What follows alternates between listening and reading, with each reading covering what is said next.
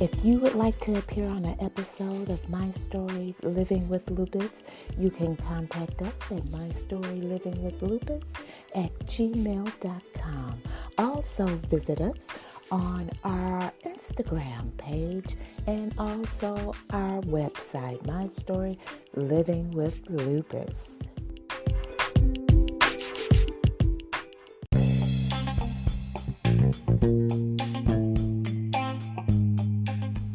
The views and opinions expressed on My Story Living with Lupus podcast represents each person's individual experience.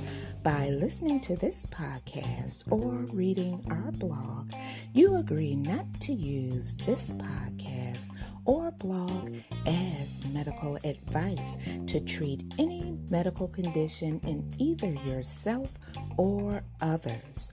As always, consult your own physician for any medical issues that you may be having. My Story Living with Lupus podcast is officially trademarked, all rights reserved.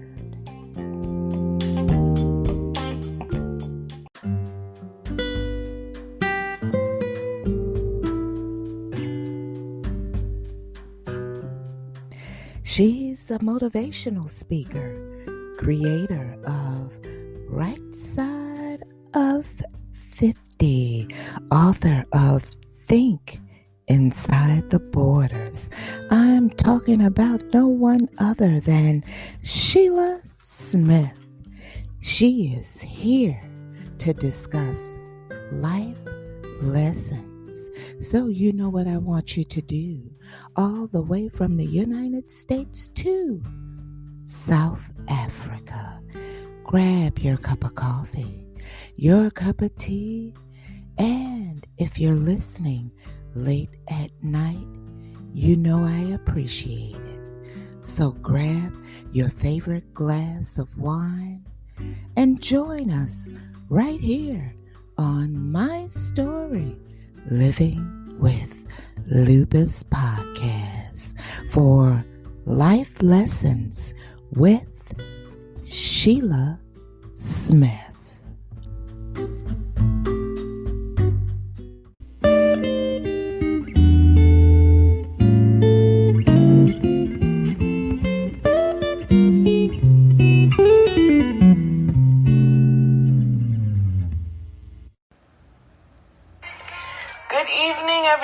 And welcome to another session of Life Lessons by Shelia E., founder of Right Side of 50, which is a women's group with a mission to build a network of strong individuals which will impact all women in an effective and productive, each one encourage one mindset.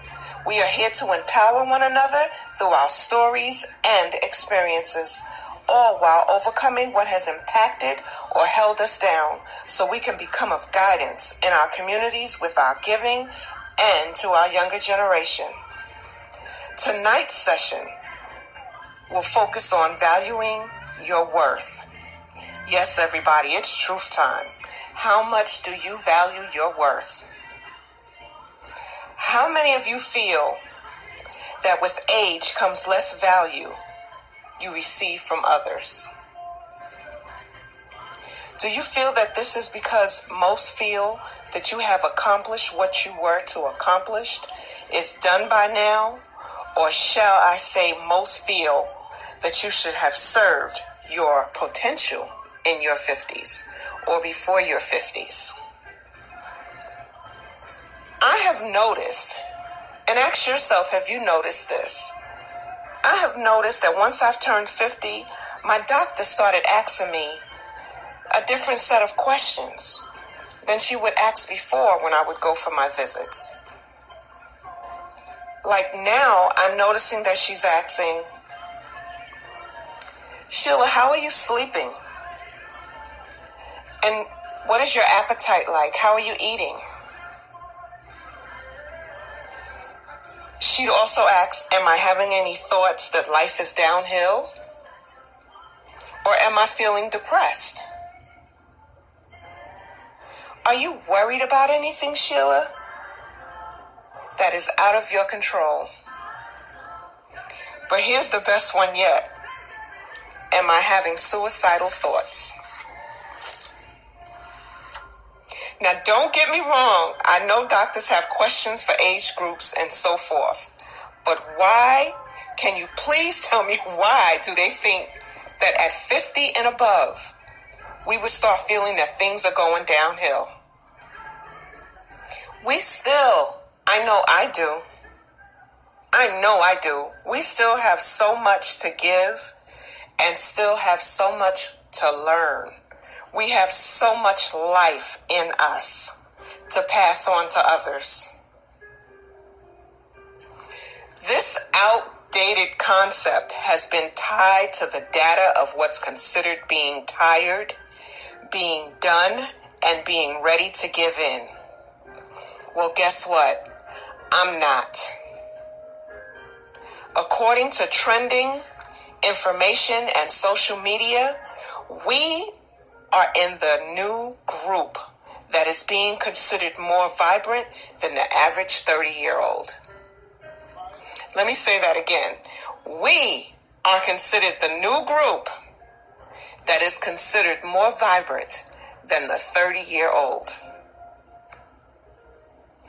I feel that our value comes from the ideas we bring to the table, whether it's in business or whether it's in a relationship.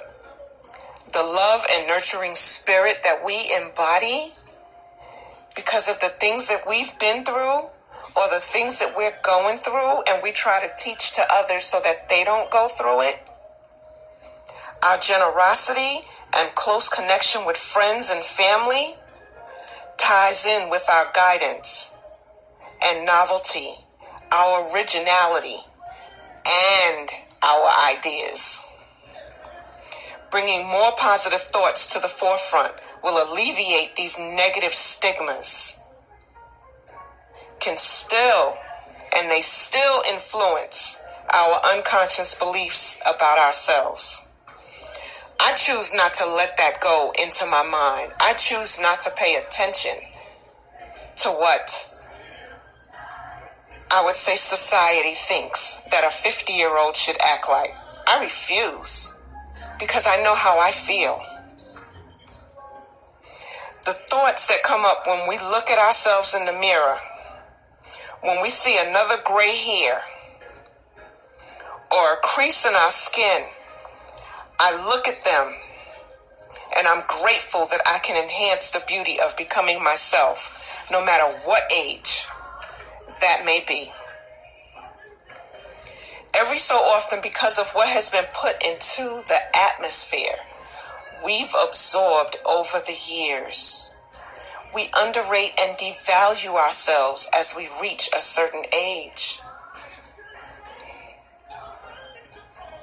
All I can say is don't do that. Don't let society tell you how you should feel at a certain age. Put as much value on yourself as you would the next person.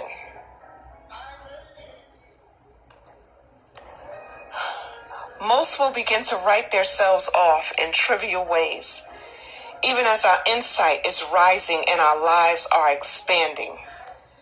Since these messages are still obtainable in some minds, I can truly say I don't believe them, I don't teach them, and I don't follow them. I find it advancing on the mind and the spirit to work against them. When you start working against something that someone tells you how you are supposed to be, can you imagine what you can accomplish? Because you're out to prove a point.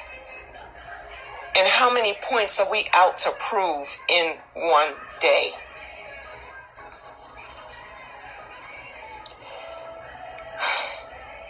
Here are a few ways I've discovered to remind myself of my own value and expand my sense of appreciation for myself, because it all starts with self first.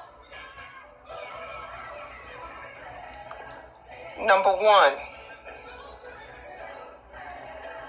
Make a blessing agenda, because there's nothing wrong with blessing yourself. And this approach can be such an incredible practice. Gifting yourself with things you would have never thought of doing for yourself helps you appreciate positive feelings. Make yourself smile for the day. When is the last time you did something great for yourself? Write that down. Now, when is the last time you did something great for someone else? Write that down. Now, here's my biggest question. Do you not value yourself as much as you value others? Because I'm quite sure most of you will look at that list and you will see that you did something great for someone else before you did something great for yourself. Always remember, value and worth comes from how you treat yourself first.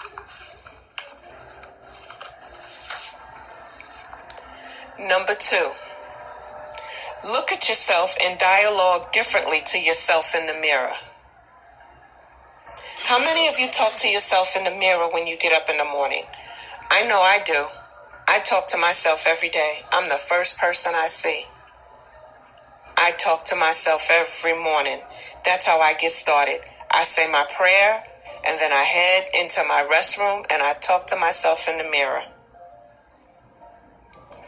What I want you to do now, when you look in that mirror, stop that habit of looking deep and examining the changes. Instead, embrace them, love on them, and enhance them with encouraging adjectives. Encourage yourself. Here's what I do. Girl, your eyes are beaming this morning, and your skin is glowing. Many will look in the mirror and greet themselves with such negativity in the morning and say, God, I look exhausted. Or my eyes are puffy. Or I didn't know that my hair was graying in that spot also.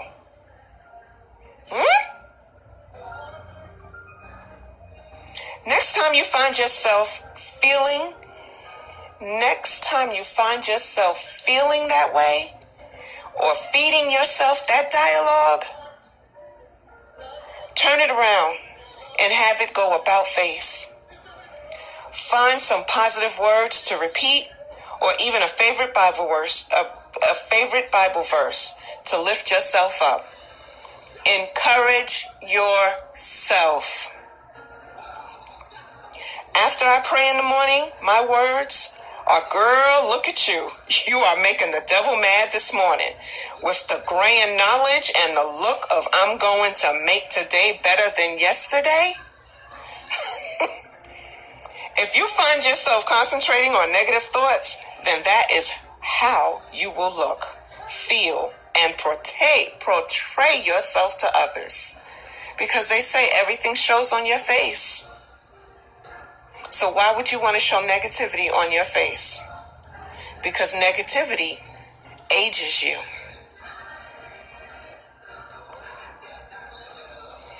Whatever you can find to compliment about yourself, do it. Speak into yourself until it becomes more than a habit. It becomes natural. Always remember, value your worth comes from how you treat yourself first. Number 3, recognize what's treasured about you from others. And I say that because how many of us hear from other people, they treasure our warm spirit, or they treasure the way we listen to them. They treasure the way we treat them, the way that we work. They just treasure being in our presence. If someone praises you about your smile or the way you encourage them, do it for yourself. Take a moment and smile at yourself. Uplift yourself and empower yourself. Get in that mirror and smile at yourself and see what you're giving off to the next person. Hold on and take some of that for yourself. Whether it's your strength, your endurance, your optimistic stance, or your guidance, your nurturing style, your growing poise, or sense of inner freedom, just spend a few seconds with that quality and see in yourself what others see. This helps you to recognize the value and worth you hold in others. But this moment, it's not about others. It's about you and knowing your value and your worth. We still have so much to give and receive. Don't let anyone tell you any different. Always remember, value and worth comes from how you treat yourself first.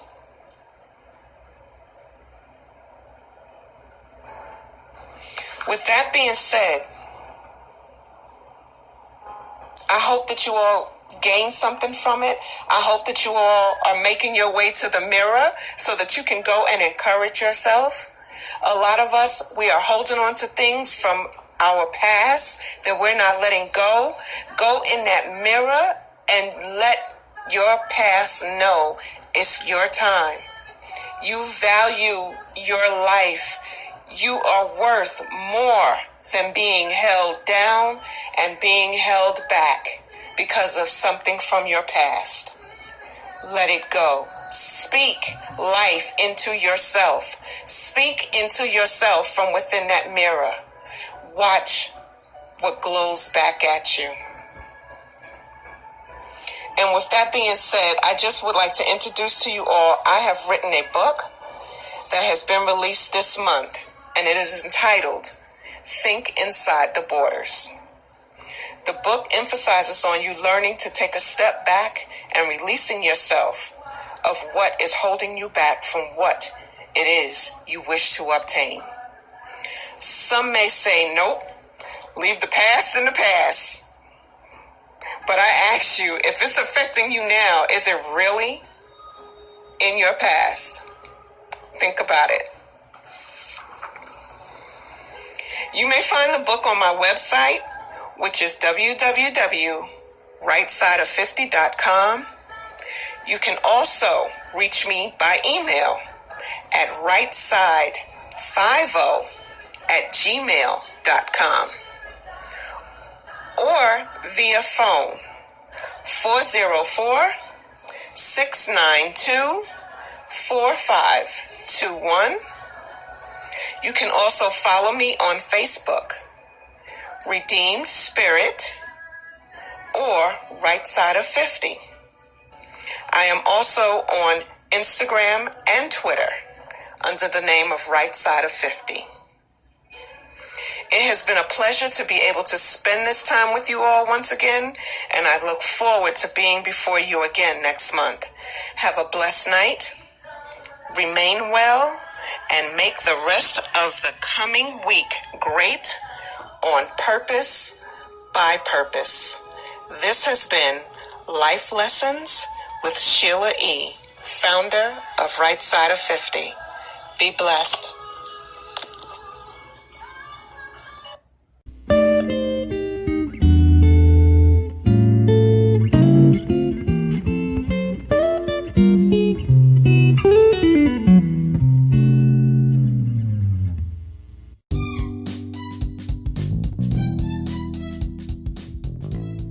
Motivational speaker, entrepreneur, and creator of Right Side of 50, Life Lessons with Shelia Smith. To book her for your next empowerment conference, contact her at rightside50@gmail.com or call 404-447-6897.